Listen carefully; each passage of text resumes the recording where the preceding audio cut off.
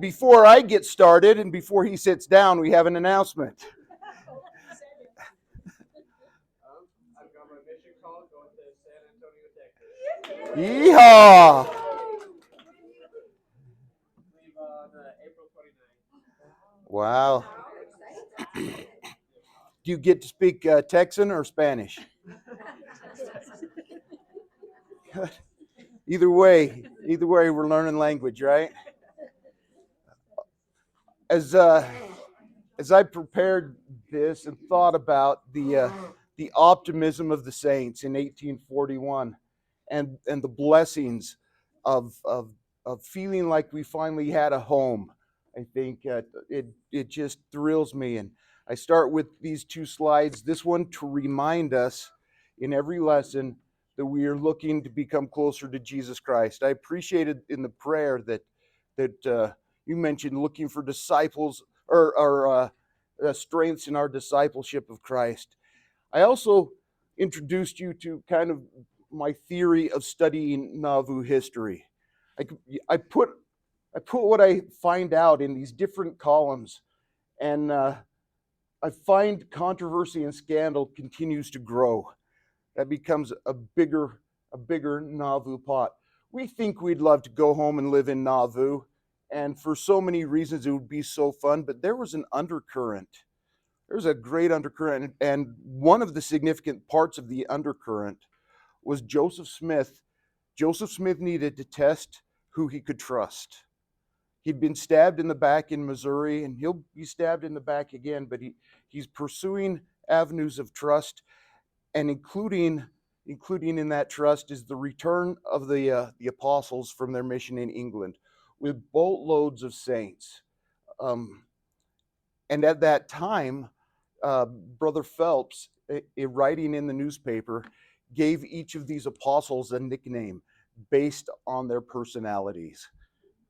You've heard some of these, I think, but it's good to see all of them together. President Young, the president of the Quorum of the 12, had by this time earned his nickname, the Lion of the Lord. He had red hair and a fiery temper, and he knew how to get things done. I love President Young, and wish to know him, but I think this guy would also have yelled at me a couple of times. But you know who would have helped me feel better about it? Elder Kimball, the Herald of Grace, a tribute to his missionary work and the way that he introduced the gospel to Britain. The olive branch of Israel is Elder Hyde, Orson Hyde, who had opened Israel for the preaching of the gospel, or Palestine for the return of the Jews and the preaching of the gospel. The Archer of Paradise. I'm not entirely sure how Parley P. Pratt got that name. I think it's a reference to his poetry and his vision about the doctrines that Joseph Smith would teach. President Smith would teach a doctrine, and then Elder Pratt, as one author called him, the Apostle Paul of Mormonism, he would take that doctrine and present it to the people. Orson Pratt is the gauge of philosophy. He's already showing his intellectual bent as quite a young man. William Smith is the patriarchal staff. We can see that ideology as it streams from Joseph Smith Sr. to Hiram, his son, and in that same family line is William Smith, who will claim the right of patriarch of the church for like a weekend. He'll be sustained, never set apart, because before the Quorum of the 12 get around to set him apart, he will have offended everybody in the church. John Page is the sundial, and I don't know enough about his biography. I have tried to research Brother Page, but he kind of evaporates. But he was the sundial. John Taylor, the champion of right. We see a little bit of that in President Taylor in Nauvoo, but we see more of it when he is the president of the church, and he will be persecuted, prosecuted, and chased, but he will not deviate from what he knows is right. And then Can you tell who the banner of the gospel is? That is Elder Woodruff, staring back at us with those icy blue eyes that in a black and white photo just seemed to disappear. But that guy took religion everywhere he went. The entablature of truth is George A. Smith, who would keep the history of the church and the documents of the church. And the keeper of the rolls was 300-pound Willard Richards. And even at the time, the Quorum of the 12 saw the double meaning in the man who was going to keep the prophet's diary and the man who could not stop eating. And on the bottom is the wild ram of the mountains, our good brother Lyman White, who has come now into the Quorum of the 12. We saw him in some of his heroic roles in Missouri as he defended the saints. And eventually, I think we understand that the lion and the ram will not get along together. But I don't fault Elder White at all, and I look forward to meeting him someday. The next thing that brings us to great interest is the Nauvoo Charter, I think, building the city of God. And in 1841, with the help of the Illinois legislature, a charter was created for the city of Nauvoo to incorporate the city. And it was given the same rights, almost like a constitution, as if it were a city state. It independently had rights of establishing a city government, which I will tell you about, a municipal court, a military, and a university. This will go into effect in February 1841. They'll have their first elections, and Nauvoo becomes a city state. I don't know. Well, there are a couple places in the American West where a city could have its own militia. The militia, of course, responded to the governor. They were all part of the state militia, but Nauvoo gets its own army and its own university. We got this with the help of the legislators. This good man was about to finish his term in the state legislature for Illinois, and he will run this year for the U.S. House of Representatives and lose. But according to John C. Bennett, Abraham Lincoln came to him after the vote in the state legislature and congratulated him on passing of a charter. We do know that Abraham Lincoln voted in favor of the Nauvoo Charter. And I like that because I like Abraham Lincoln. Here's the creation of the city council. Would consist of a mayor, 4 aldermen, and 9 council members. The municipal court would have jurisdiction over local cases, and this is going to become more and more significant, the power to issue writs of habeas corpus. That's the legal power for a court to demand that an arresting officer bring evidence of the guilt, of the implied guilt of the prisoner. So, for example, if the Weber County Sheriff should show up in this classroom and want to arrest me for a thing that he says I did in Ogden, I could go to a Box Elder County court and they would issue the writ of habeas corpus saying, we're not going to extradite Kurt to Weber County until you prove to us you're not just a mob, kind of. We'll tell us more because you can already see how this is going to come into play in Joseph Smith's life, I think. The provision for the university and the provision for the militia. Let me break some of these down because here was our city government. The executive consisted of the mayor, John C. Bennett, who the church was still in love with, and not by accident. You know, the Lord had said, I know of thy works, and if you do well, I will exalt you. The Lord had forgiven John Bennett of his mischief and expected him to fly straight. We know he won't, but that's his agency, not the Lord's blessing. Daniel Wells is not a Latter-day Saint at this time.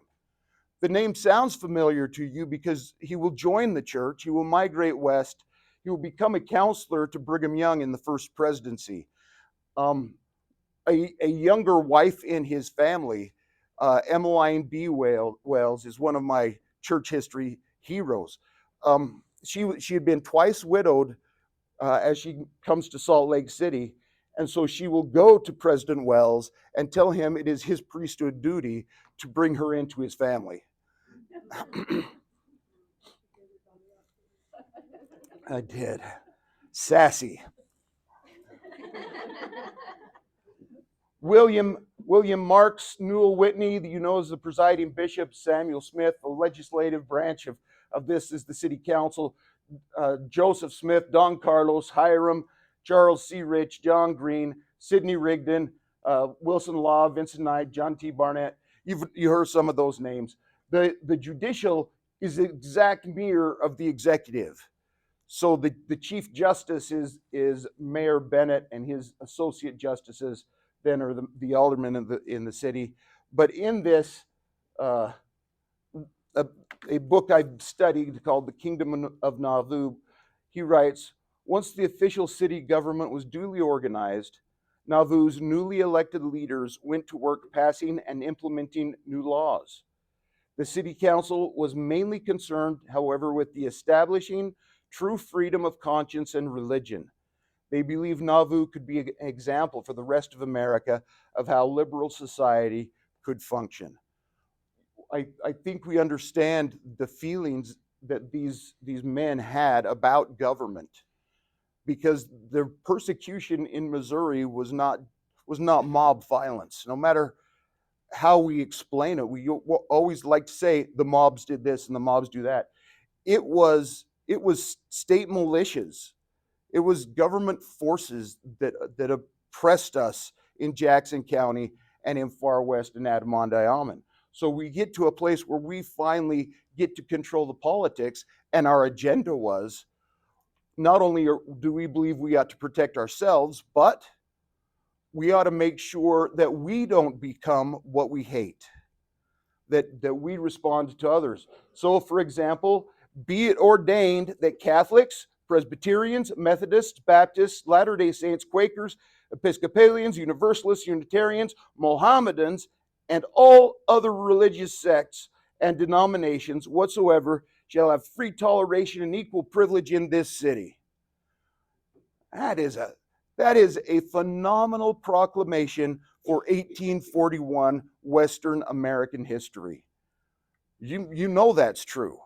It's particularly significant in well, shall we say, pre-1860, pre-Civil War history. To be so open and so desiring of accommodation. They would also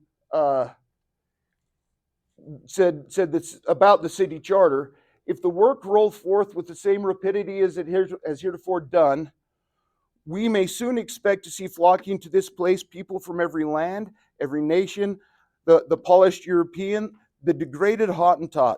I think that one deserves an asterisk so you will know what they mean by Hottentot.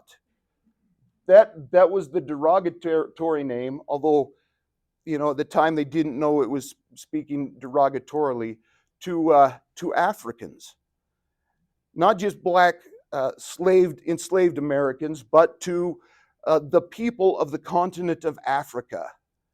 That we expect black people to be part of our Zion, a part of our culture, and the shivering Laplander, persons of all languages and of every tongue and of every color, who shall with us worship the Lord of the host in his holy temple and offer up their orisons to his in his sanctuary. We intended to be absolutely universalist in our desire to bring people to Zion. Now about the Nauvoo Legion. The Nauvoo Legion initially consisted of about 5,000 soldiers, officers, and staff. The city council passed a resolution that, this is my bottom block, that all able-bodied men were expected to enlist. By the end of 41, they were already up to 1,500 in the Legion, and that would grow to 5,000 by the end of the time in Nauvoo. Joseph Smith was commissioned as a lieutenant general of the Illinois Volunteers, which is quite significant, observing military rank. That's a 3-star general. And in 1841, Joseph Smith was the first person to hold that rank since George Washington. George Washington was the last Lieutenant General of the United States, and the next Lieutenant General will be, that is correct, Ulysses S. Grant. There won't be, other than, and of course he's a general of volunteers, but he is a 3-star lieutenant general. And throughout the rest of his life, when he introduces himself, when he's spoken about by in proper dignity, you know, he makes this push against being called Old Joe Smith, with the intention that he is now properly called General Smith. That's how you address me, he would say. That's how I expect to be treated. I am a general. Because John Bennett at the time was the quartermaster general for the Illinois militia, he uses his political swing, and he you know, it arms the Nauvoo militia with 5 6-pound cannons, 500 muskets, 460 pistols, 85 rifles, and 123 swords that we kept in an armory, and we were a legitimate militia. The Joseph Smith at one time will later write to the Congress and offer to be the Army of the West and help protect settlers and immigrants who were crossing the plains in the 1840s. And you'll be denied that, but that would be quite an interesting revisionist history if anybody wants to write on that, the fake history of the Army of the West.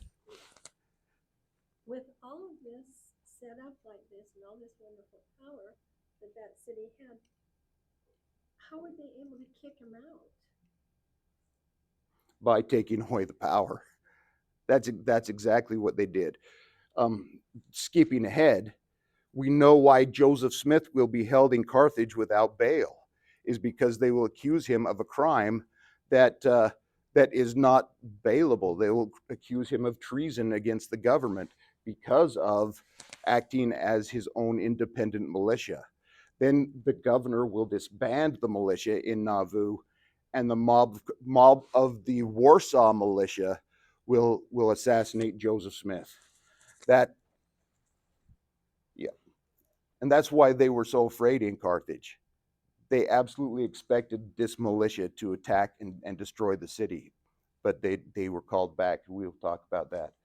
But by comparison, the the American Army. Now, this is the regular Army, and so it shouldn't be compared too strictly to an Army of state militia, an Army of volunteers. But the regular Army at this time had 7,300 men in the Army, and Joseph Smith brings in 5,000 when he offers to be the Army of the West, to be their own branch. But and there is the general of the Army, General Winfield Scott, was a major general, 2 stars. He was known as Fuss and Feathers because he so much loved uniforms and pomp and military dignity, and a young lieutenant who will serve under him, Ulysses S. Grant, or Captain, excuse me, Captain Grant, will become so bothered by his style that he will gravitate toward the style of Zachary Taylor, who never wore a uniform. And just, some people would talk about then General Grant, that you would walk into a room and not know who you were supposed to salute because he just, I'm a big Ulysses Grant fan. Never mind. And you want to tell everybody that I'm a big Ulysses S. Grant fan? He is. He is. Okay, so did Joseph Smith just say, I want 3 stars? The governor did, because a general is elected by his troops in state militia. The general is elected and then commissioned by the governor. So the governor is the commander in chief of the Illinois militia, and within the Illinois militia, the Nauvoo Legion has a 3-star general. But then he was never really recognized by the government as a 3-star. Not by the United States, but by the state of Illinois. Yeah. Who took away the power? Yeah. Who took away the power? Was it the state or It was the governor. Yeah. the governor did? Yes. Turned against him. Yes. Governor Ford will turn against him and continue to prosecute Joseph Smith. But as I found this picture of Winfield Scott, I couldn't help but think that he is the very model of a modern major general. That's the two-star general, that major general. So here's our militia. We had a lieutenant general, Joseph Smith, who had his family, as they call them in military circles. General Bennett also had his assignment as the adjutant. Then the military was organized into two cohorts under Brigadier General Wilson Law and Charles C. Rich. If you, Brother Rich was a veteran of the Battle of Crooked River, and he will come to Utah. He will be called into the Quorum of the 12, crossing the plains. And then as a member of the Quorum of the 12, he will go to Rich County, named after him, create his settlement. And when there was times for meeting of the Quorum of the 12, he would snowshoe from his home in Rich County to Cache Valley so he could catch a commuter bus, I don't know, so he could get to Salt Lake for meetings of the Quorum of the 12.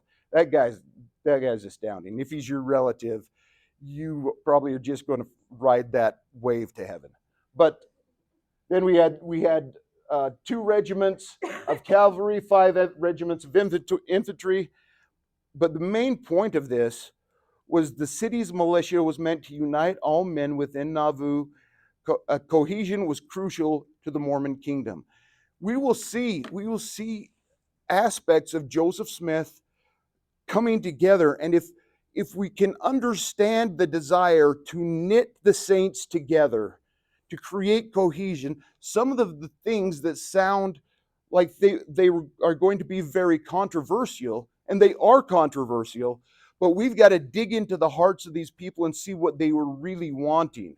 Joseph Smith wasn't really creating a military institution to attack the United States, although that would be what the fear was as they saw it growing.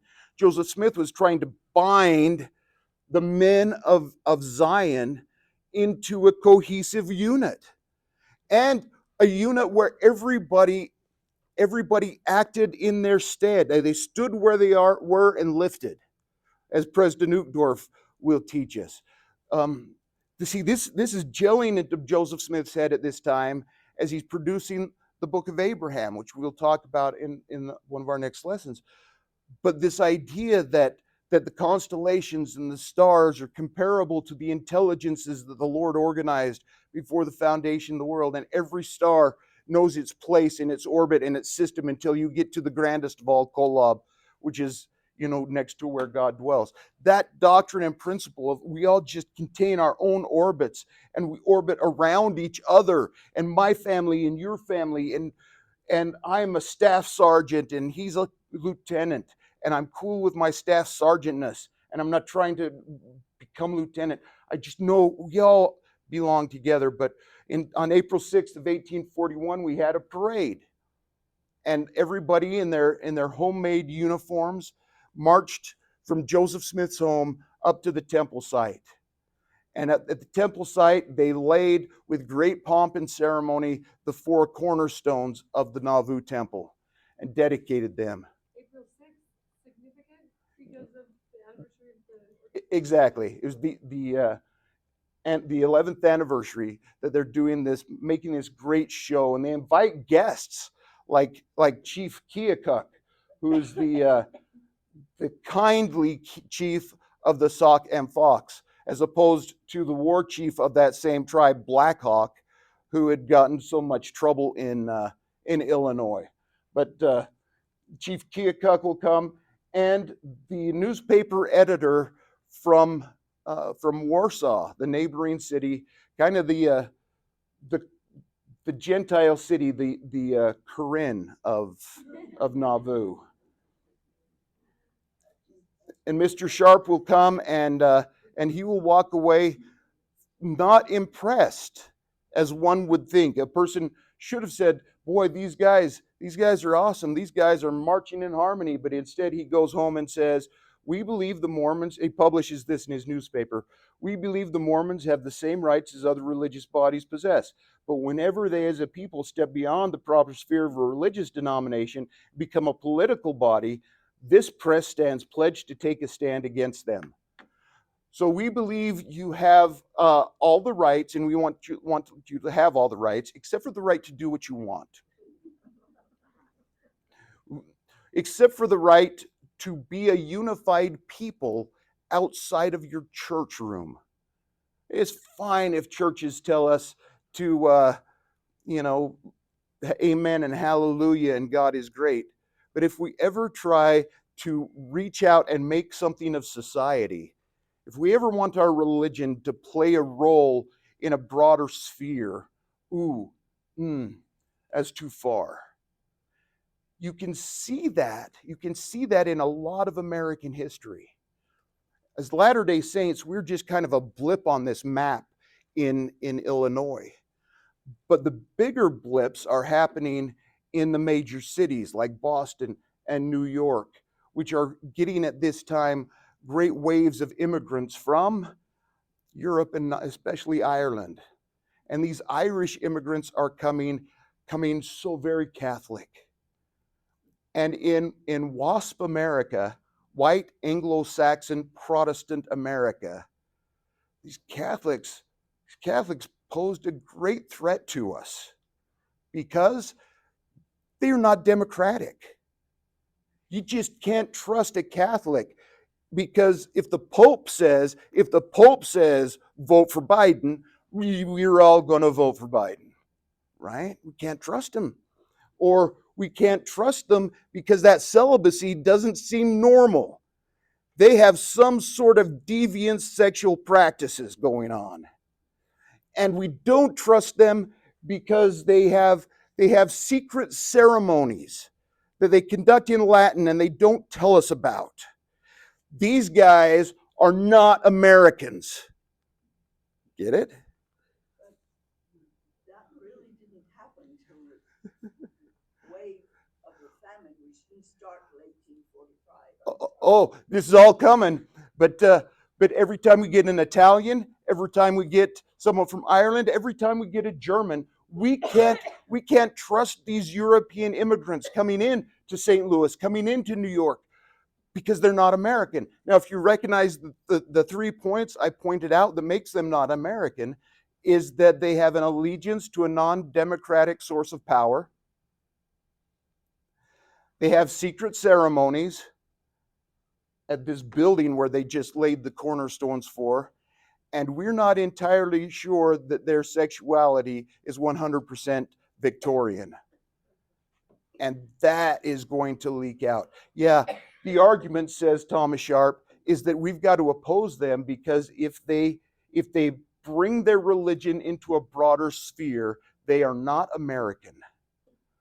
And Joseph Smith then wrote a letter back to Mr. Sharp saying, "Sir, you will discontinue my paper. Its contents are calculated to pollute me and to patronize the filthy sheet, that tissue of lies, that sink of iniquity is disgraceful to any moral man. Yours with utter contempt, Joseph Smith.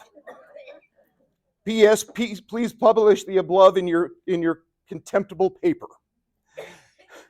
I hate your stinking guts," right? Our university. I edited this one. This is not the same book by Park, but it said probably in here about 4 different times, which the university was probably among the first municipal universities in the state.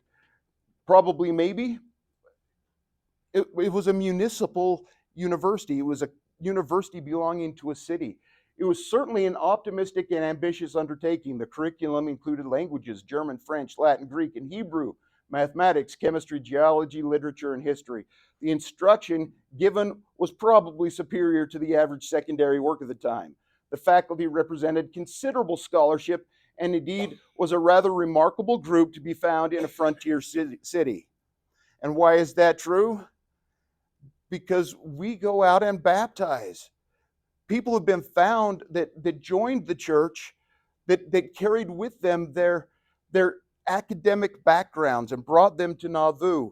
And here's our football team and the president of the university and our logo. Actually, the logo is true for Nauvoo High, the Vikings. The faculty included, look for your relatives, but James Kelly was the president. He's kind of disappeared from church history, but he had a master's degree from Trinity College in Dublin, Ireland. This was an educated man for the time, and he becomes the president of the university. Orson Spencer, who's graduated from Union College in New York, is teaching foreign languages, multiple languages that he is able to teach. Parley P. Pratt, who doesn't have a formalized degree, but Elder Pratt is teaching English, mathematics, and science. He graduated from the University of Mind Your Own Business. Kind of like his brother, but wait till I get to Orson. Gustavus Hill is teaching the science of music and the art of sacred singing. He had the music department. Sidney Rigdon, check this out. Sidney Rigdon is teaching English literature, language, rhetoric, and church history. Who did you have for Religion 341? I had Kurt Reese. Oh, well, I've heard he's studied a lot. Who did you have? I had Sidney Rigdon. What was church history like to President Rigdon? Well, so I said this thing in Far West that I wish I hadn't. That would have been a fun course, wouldn't it? John Pack taught instrumental music. I don't know what instruments he taught, but he was part of the music department and one of Carol Lee's ancestors. And so here is Brother Orson Pratt. He is teaching mathematics, English, astronomy, philosophy, algebra, physics, calculus. He wrote a book on calculus, which was quite a new science at the time. Navigation, surveying, analytical geometry, trigonometry, and chemistry. The same university as his brother. But this dude was smart. And he just brought this gifted talent into the kingdom and became this source. And we have absolute knowledge that they were teaching these classes. They probably had even various buildings that were set aside for learning that we just don't know their location of. Mostly up on the bluff, where the temple is, but they didn't have a formal campus. But of Professor Pratt, said the Times and Season, Professor Pratt is a self-made man and had to encounter great difficulties in the acquisition of an education, but he has surmounted them all. As a teacher of mathematics and English literature, he is equaled by few and surpassed by none this side of the great waters.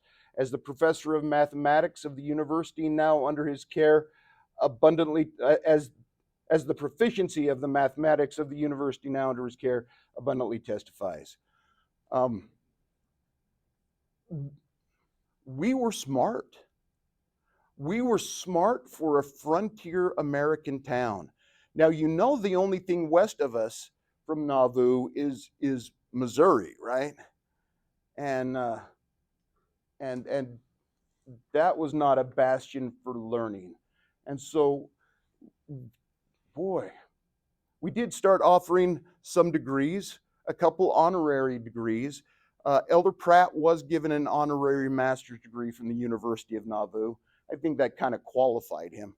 The suspicion was that Nauvoo would just become a diploma mill like John Bennett had created in several different places where, and I actually like the theory, but he would let people test out.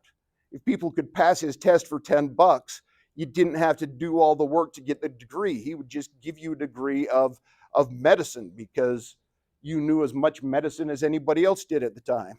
I have two questions. Were women allowed to go to this university, and were there only members of the church who were allowed to attend? No. And yes. Now, I do believe that the women were taking classes. In fact, I know they were taking classes, but we didn't issue any degrees. So it's hard to go back and document which women were getting this education. Um, no, but they weren't discouraged from it. Who do I? Sarah Kimball. Sarah Kimball was taking classes. I know for sure. Were non-members? Yes. James Kelly doesn't seem to be a Latter-day Saint. His name doesn't show up in any of our documents. So, yeah. I wish I could see more evidence of the sisters, but that's coming. I'll show you that in a minute. Let's talk about some legal troubles, though. So Joseph Smith is arrested at Bear Creek, Illinois. The sheriff from Adams County, that's where Quincy is, and the constable come with a warrant from Governor Carlin. So Governor Boggs in Missouri has asked Governor Carlin of Illinois to extradite Joseph Smith to Missouri. Why? Because he's a fugitive of justice. And why is he a fugitive of justice? He escaped during the change of venue court between Liberty and whatever other town they were going to. But he escaped. And why did he escape? Because the sheriff let him escape. Why the sheriff let him escape? Because they didn't have evidence to stand before the grand jury. They couldn't prosecute him. They didn't want to have double jeopardy. So they let him escape. And then they go after him as a fugitive of justice.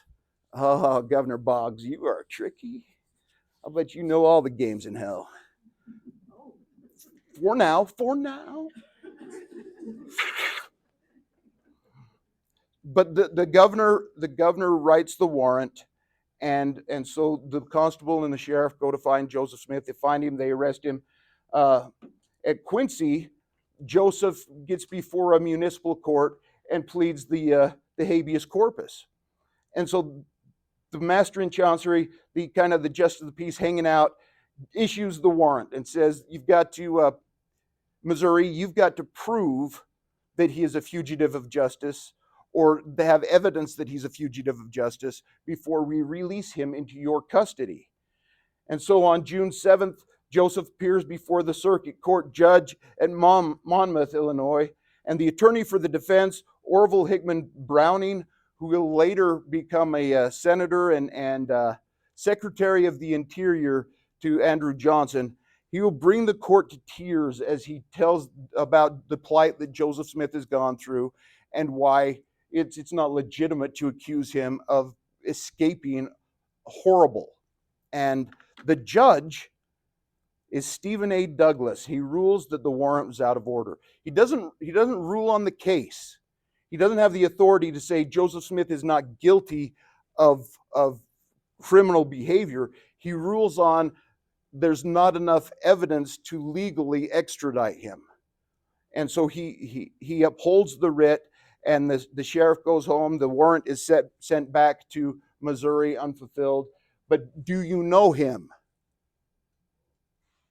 He will be a name that walks large in U.S. history.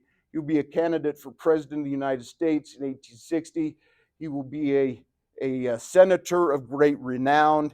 He is mostly famous for debating Abraham Lincoln for the seat in the Senate, which Douglas will win.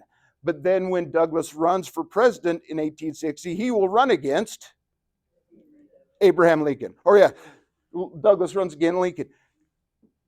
After his kindness or his judiciousness, Joseph Smith says, Judge, you will aspire to the presidency of the United States.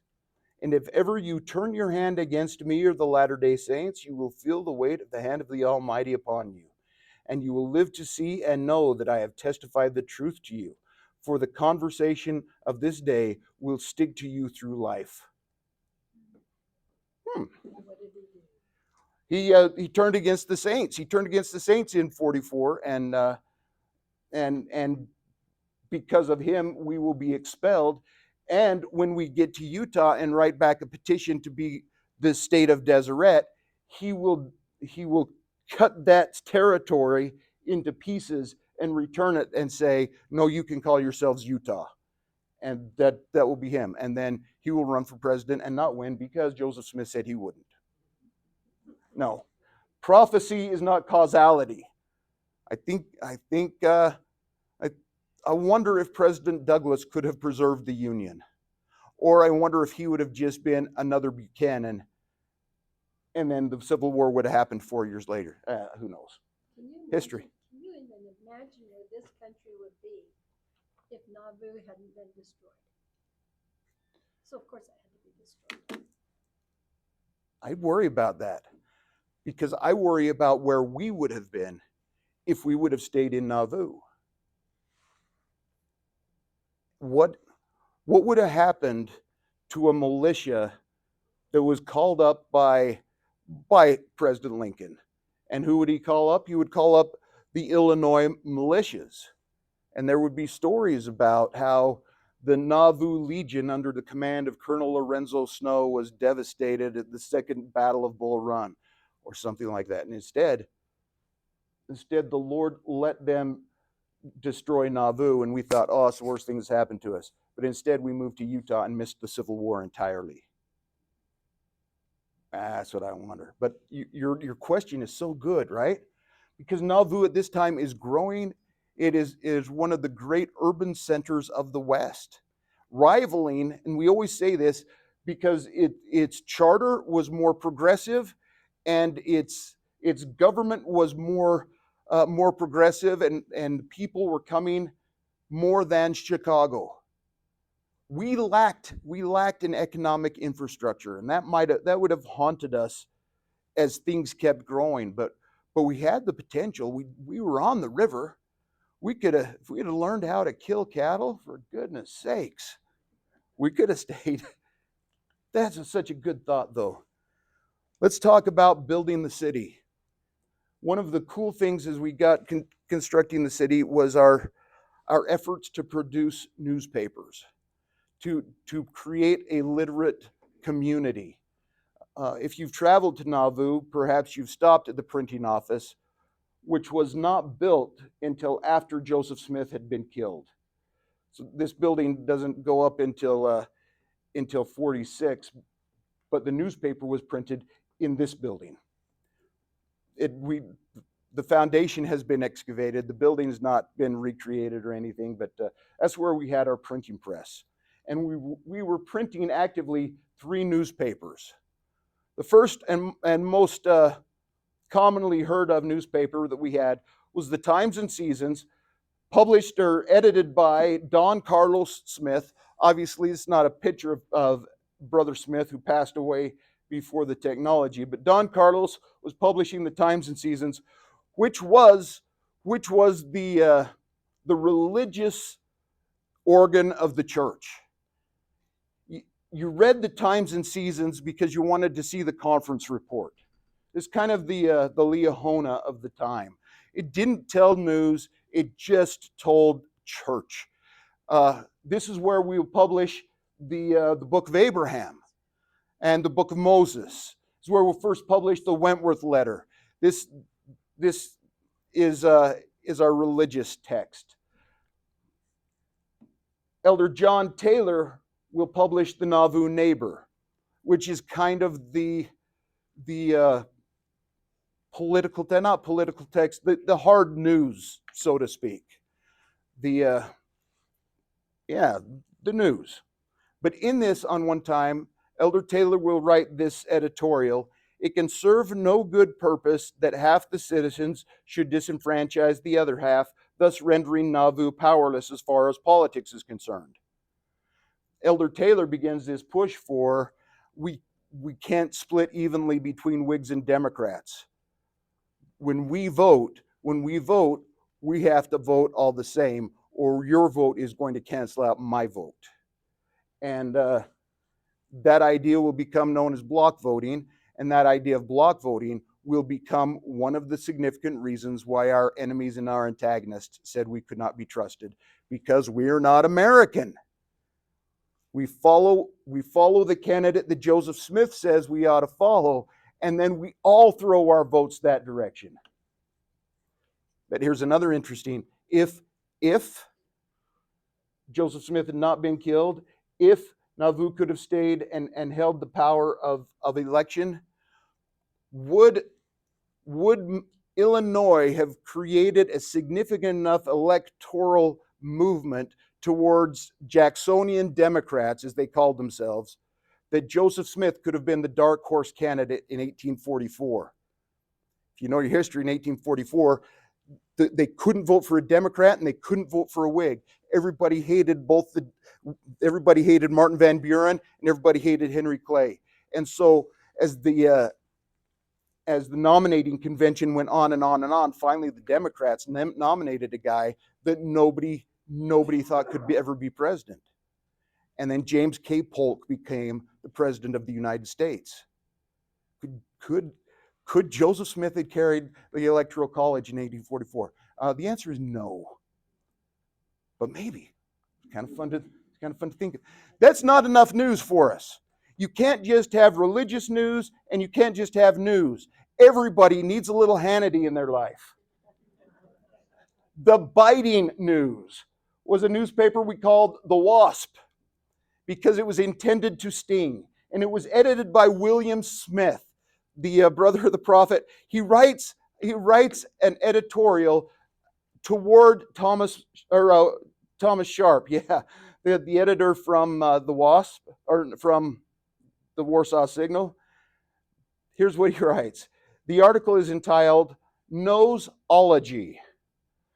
Tom Ass C. Sharp, the length of his snout is said to be the exact proportion of 7:1 compared to his intellectual faculties, having on his convex surface well-developed bumps. That is news. The no spin zone.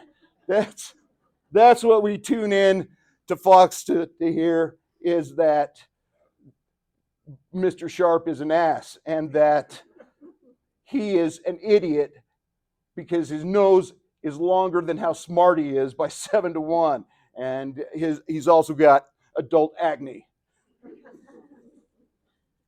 Man, we were funny. By revelation, the Lord instructed us to start this building. This is all that's left of the Nauvoo house, right on the banks of the river. One might wonder why so much money was spent on an investment of a 2-story L-shaped hotel. And the reason why we went into this project was because the Lord told us to.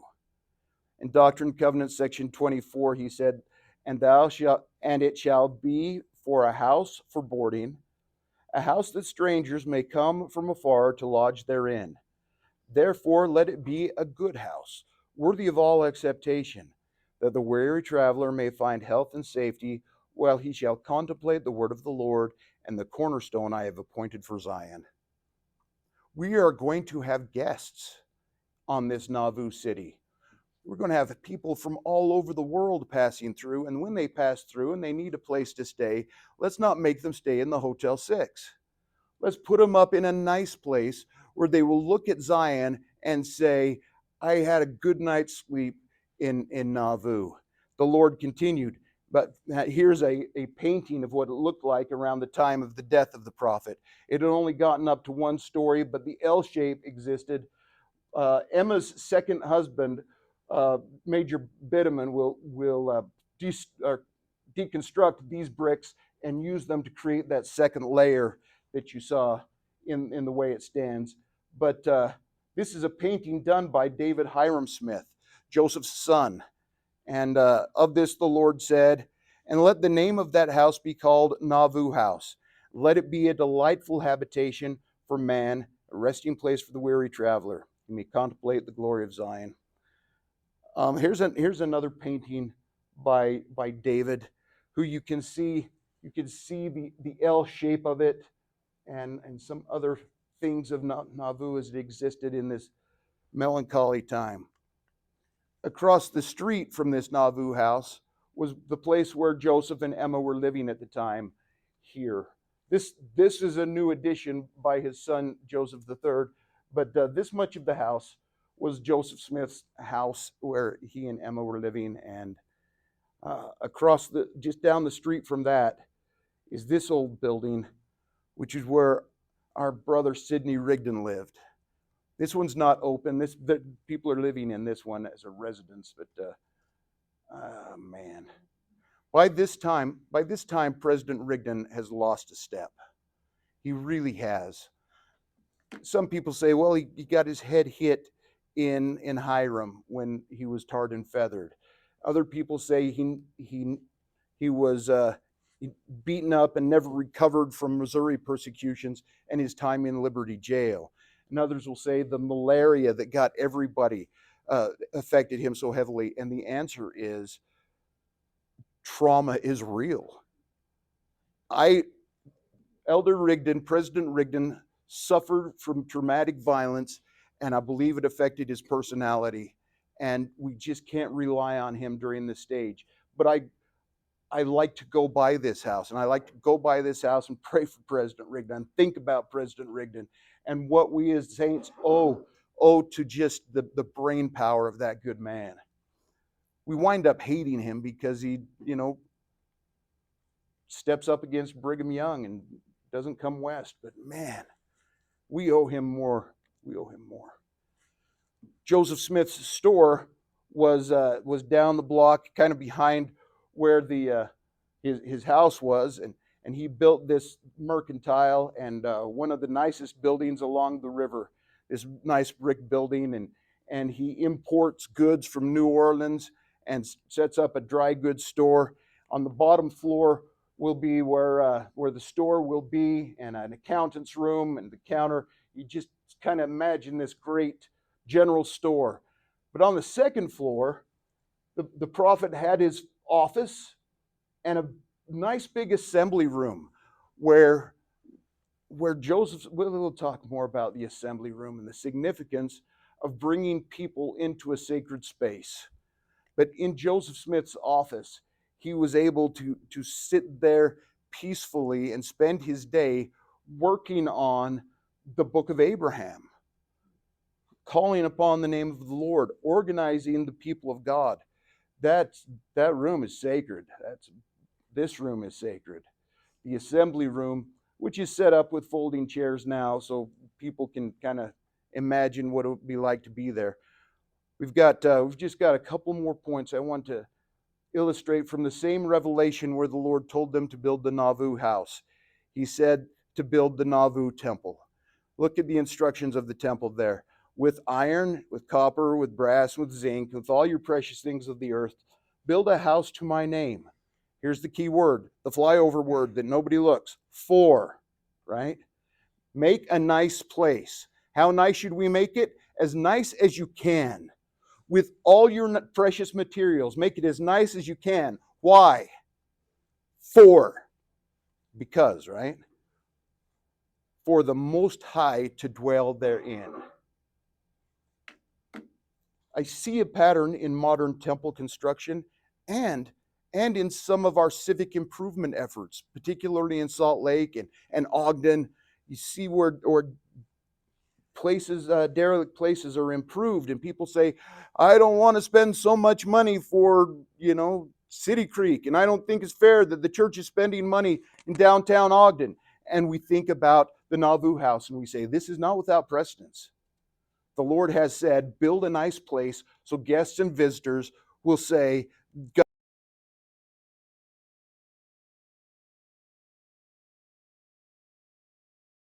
that has the most power to bore down on those of lesser power or to take care of.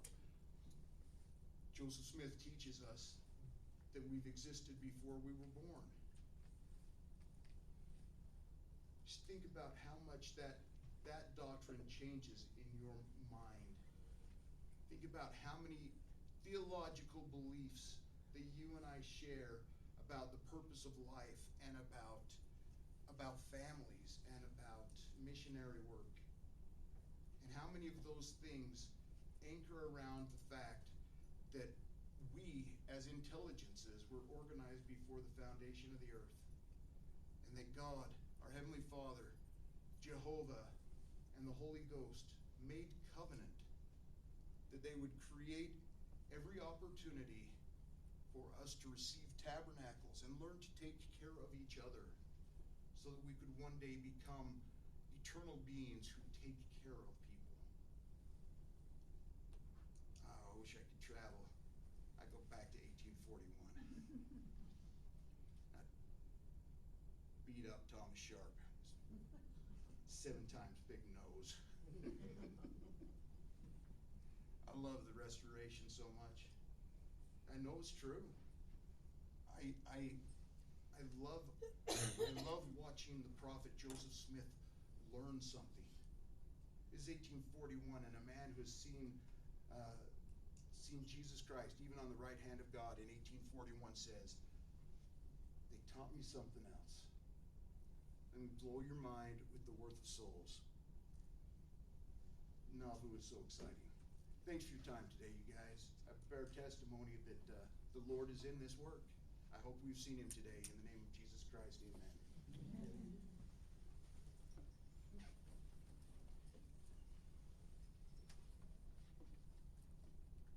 Our Father in heaven, we're grateful this day to have met and learned, and we're thankful for Brother Reese and all the work he puts into the lessons. We're thankful for thy spirit being here, and pray that we might be able to keep it for the rest of this day, and pray that thou will bless each one of us and our families and the things we're trying to accomplish, and pray that we might meet again next week. And we're thankful for this opportunity, and we say this in the name of Jesus